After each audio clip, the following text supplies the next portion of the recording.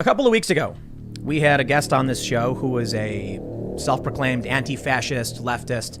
Some people didn't really like that all that much, but it generated a lot of controversy, and there were a lot of people saying we shouldn't have booked this person because they were disingenuous or lying.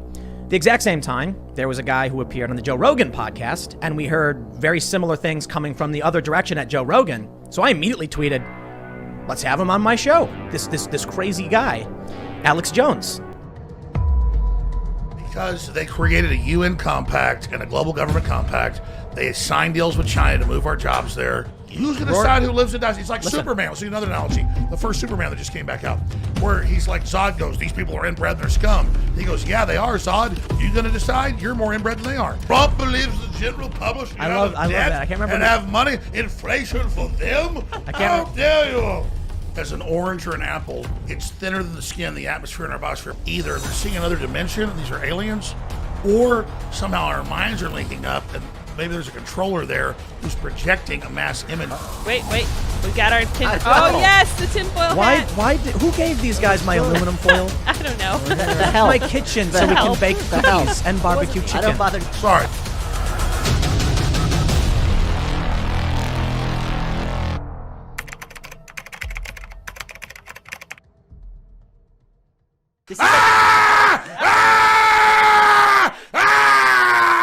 What's going on, everyone? Jeremy here from The Quartering, and woo-wee!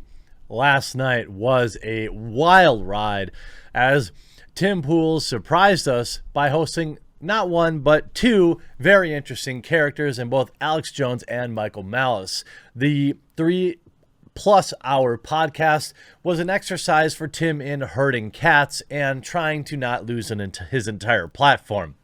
I commend him greatly for, and Michael, by the way, for doing the best they could to keep things sort of within the rules. And look, a lot of people, I understand that a lot of people are a little bummed that they didn't let Alex kind of run wild like maybe Joe Rogan does. But ultimately, look, what good does Tim bringing Alex on at all do if it just gets him banned forever?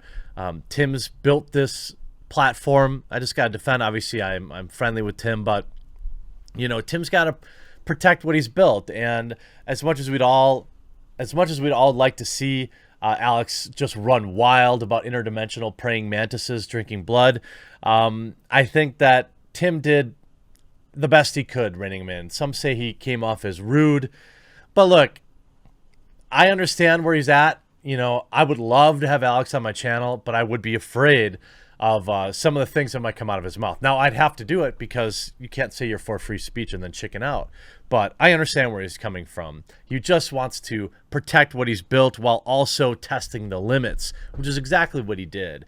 And before we get into all the amazing salt, speaking of protecting yourself, everyone should be using a VPN, and I have an excellent deal just for you. Huge shout out to this video's sponsor, Private Internet Access. In current year, basically everyone should be using a VPN. What is a VPN? Well, it stands for a virtual private network. With Private Internet Access, all of your traffic goes through a secure VPN tunnel, your IP address is hidden, and your data is encrypted. Private Internet Access is available for all platforms: Windows, Mac OS, Android, iOS, and many others. They have a strict no logs policy.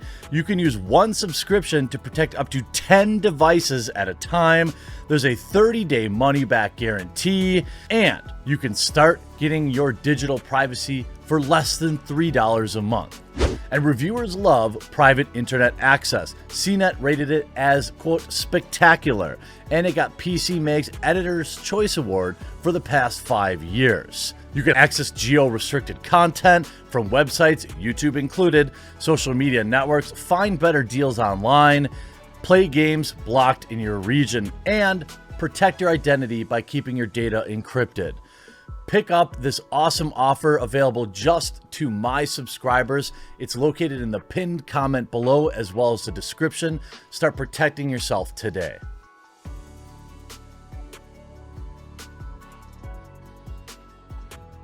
Hey, I appreciate you guys letting me use sponsors. Certainly this video will likely be seeing the yellow sign of sadness. And look, I think everyone should use a VPN. You don't have to use this one, but they gave you a special offer and they support the channel. It's the one I use, private internet access. Now, if you're not aware of Alex Jones, I can't help you. Basically, everybody knows him. But what a lot of people might not know is the story of how he was unpersoned, essentially, banned from the internet for a variety of unpopular opinions, some of which ended up being true and some of which were just flat out incorrect. His opinions about things that happened at that school was finally the final straw, if I remember it correctly, allowing big tech to coordinate his removal from Twitter, Facebook, YouTube, everywhere, which is why it's so important that people support alt tech, Rumble, BitChute, Odyssey. These are places that, you know, I lose viewers to, and I don't care. You know, I put my content there for people to watch because I support free speech and I support alt tech. And Alex has his own website and he reaches the people he needs to reach. But just a few weeks ago, we saw Joe Rogan hosting Alex in a more subdued type episode because Joe is doing his Sober October, and Spotify came under immense pressure. So much to the point where the Spotify CEO had to defend Alex Jones' appearance on Joe Rogan's podcast, saying it's more about the content. It's more about the content itself. Daniel Ek stood by Joe Rogan's decision to have Alex Jones on his podcast, saying we obviously review all the content that goes up, and it doesn't matter if you're Joe Rogan or anyone. On Tuesday, an episode of Joe Rogan Experience became available on stream, featuring prominent right-wing conspiracy theorist Alex Jones. I don't think he's really right-wing, but that's neither here nor there. Who had been banned from publishing on the platform since 2018. By the way, I think, you know, can we discuss for just a minute, a redemption arc? This is something that came up on the show last night, and it's a very valid point. I think Jack Dorsey was the one that was attributed to saying, like, well, we have to have a redemption arc for people that get banned from platforms. Okay, I agree. And by the way, this applies to people that I strongly dislike who get banned, which never happens. But if it did, it would also apply to them. And Michael Malice accurately pointed out that really this was Jack Dorsey giving himself an out to bring back far left people once they'd been banned. But, I mean, why is a ban for life, you know, like Alex clearly has learned his lesson. He has paid his price. And I just don't understand why, you know, he couldn't come back and be subject to the same rules as anyone else. If he violates policy, then he would get strikes, sure. Nonetheless, on Thursday morning's earnings call, Spotify CEO Paul Aaron Vogel said Rogan's podcast is currently #1 in the various markets, including some non-English ones. So, you know, bringing a guy like Alex Jones onto the show really shows you, really proves that there is a massive audience for this. He still has a very loyal audience in the millions that tune in, not just to his particular videos, but also to his various clips that end up on YouTube and things like that. And so last night, he appeared on Tim Pool's podcast, Timcast IRL, which is clearly built in the way of built in the same model as Joe Rogan's show, which is totally fine. It's a successful model, and there was, when I checked, over 150,000 live viewers. The episode right now on YouTube has amassed over 1 million views, and it's not even public. It's still currently unlisted. It has 1 million views where they talk different topics like lockdowns, the election, excuse me, and various other things like interdimensional praying mantises. But 92,000 upvotes to 1.3 thousand downvotes. Where are all the people, excuse me, where are all the people that hate this guy? You see the top comment from Mark Dice: I love that Alex Jones won't go away. Tim says you need to release beanies with tinfoil hat written on them. Yeah, the tinfoil. Look, Tim, allow me to point something out to you. I noticed that you had some generic off-brand of tinfoil. You've got to be like close to pulling $1 million plus a year. You can afford Reynolds wrap. I mean, come on. So ultimately, they talked about a lot of things. They talked about how lockdowns affect small business. Sorry to go back to main screening, but I thought this was a really important topic that I wanted to talk about before we mine the salt. It really was. It really is, my opinion. Now, I won't go so far as to say the entire motivation for lockdowns, but I will say one byproduct of the lockdowns are that they destroy Main Street. They destroy small business. And it consolidates up to what? Amazon, Walmart, Target. It consolidates up to these super huge mega corporations that one side of the aisle seems to prefer over the other side of the aisle. Now, people who are a little more loose, more open to things might say that this was the plan all along. I don't know. I can't possibly know that. But what I can say is I live in a small town. I see the effect that it has on Main Street, and I see, it's not okay in my own state for small businesses to be open, but Walmart and Meijer can be open.